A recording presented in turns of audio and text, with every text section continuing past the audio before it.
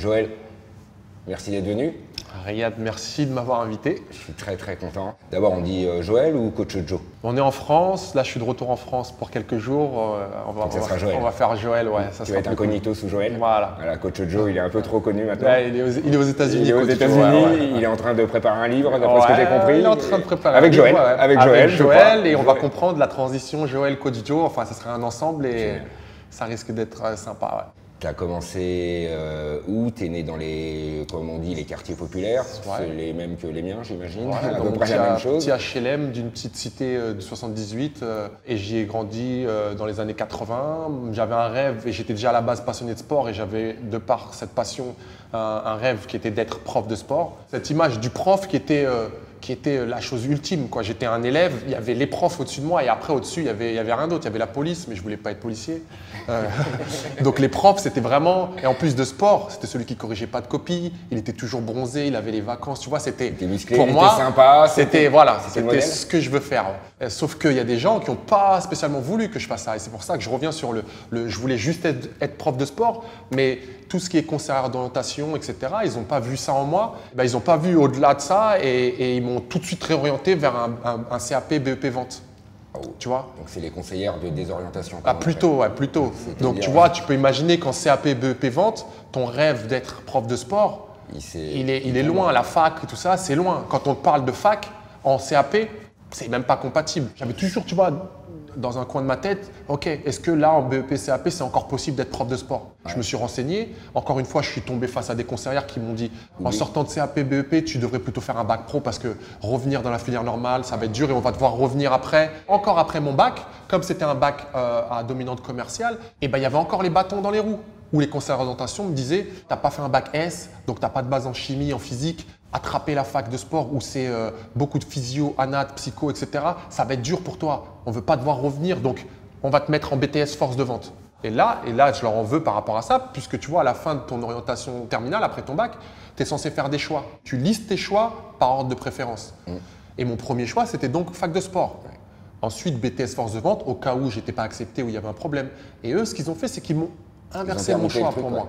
Et je reçois pendant l'été un document me disant « Vous êtes accepté en BTS force de vente, j'ai perdu 1 an ». Et ensuite, je me suis retourné. Tu vois, il y a toujours des gens comme ça qui voient en toi ce dont tu es capable. Et là, j'ai eu une conseillère, mais pas d'orientation. C'était ce qu'ils appellent les FAGE, c'était les fonds d'aide aux jeunes. Tu vois, donc c'était une structure dans laquelle une dame m'a reçu et m'a expliqué que si, tu as encore quelque chose à faire dans le sport, si c'est ce que tu veux faire, dis-moi ton projet et on va y aller ensemble. Et là, elle s'est battue pour moi, pour m'obtenir une bourse, pour passer un brevet d'État qui à l'époque était le brevet d'État des métiers de la forme. Je dormais là-bas. Je me suis retrouvé au Crêpes de Montry à y aller le lundi, faire ma semaine et revenir les dimanches dans le 7-8, tu vois. Et j'ai kiffé.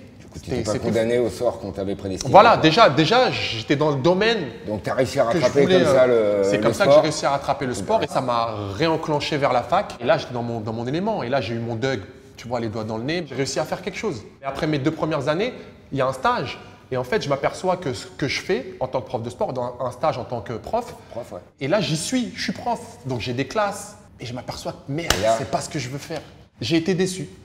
Tu vois, je ne retrouvais pas l'engouement que les jeunes pouvaient avoir pour le sport que moi j'avais quand j'allais à mes cours de sport. Et donc, j'ai bifurqué vers une licence spécifique au métier de la forme. Je sors de la fac, je galère un peu, je me cherche et je vais en Australie 1 an. On prend une carte, où c'est l'endroit le plus loin sur la carte où je peux apprendre anglais. Parce qu'il y avait encore ce truc de challenge et défi personnel. Et j'ai fait mon année là-bas et il s'est avéré que ça a été décisif. Tu vois, parce que moi, je viens d'un petit quartier, j'étais toujours avec les mecs de mon quartier, j'allais en vacances avec les mecs de mon quartier, on bougeait, on faisait du sport avec les mecs de mon quartier. Tu vois, même venir sur Paris, c'était un truc…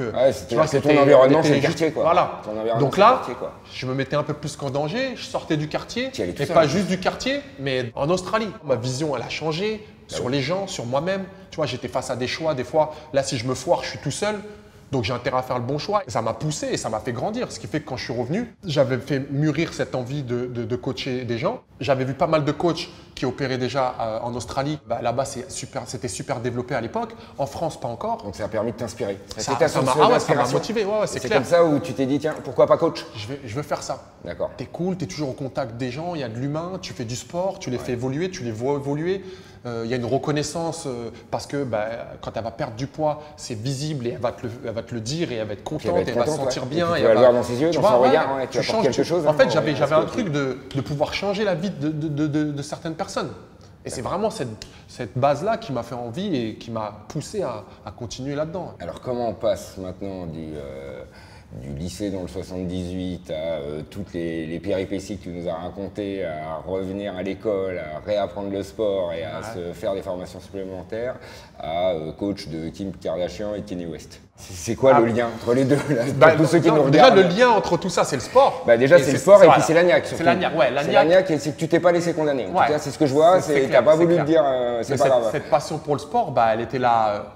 Le petit du 78, elle était là quand j'étais à la fac et elle était encore là après quand j'ai eu mon diplôme. Tu crois que c'est la passion le dénominateur commun de tout ça? Vraiment, moi, tout ce que je fais aujourd'hui, tout ce que je vis aujourd'hui, ça part juste d'un kiff absolu du sport. Et aujourd'hui, tu es comblé dans ta fonction? C'est pas pour faire le mec, mais tu vois, là, j'ai fait le tour. T'as un beau parcours. J'ai vu beaucoup de choses, j'ai vu beaucoup de gens, j'ai vu beaucoup de catégories socio-professionnelles différentes. Et là, j'en suis à un point où, tu vois, et là, j'ai envie de partager maintenant. Pour que ceux qui sont dans la situation dans laquelle j'étais, quand j'étais en BEP, CAP, avec mon petit gymnase ou mon petit truc de sport, et que je voulais et que je voyais ce truc-là de loin, j'aurais voulu quelqu'un qui l'avait déjà fait vienne me voir et me dire hey, Joe, regarde, moi j'étais dans la même situation que toi, j'ai fait ça, ça, ça, et j'y suis arrivé, regarde, donc vas-y.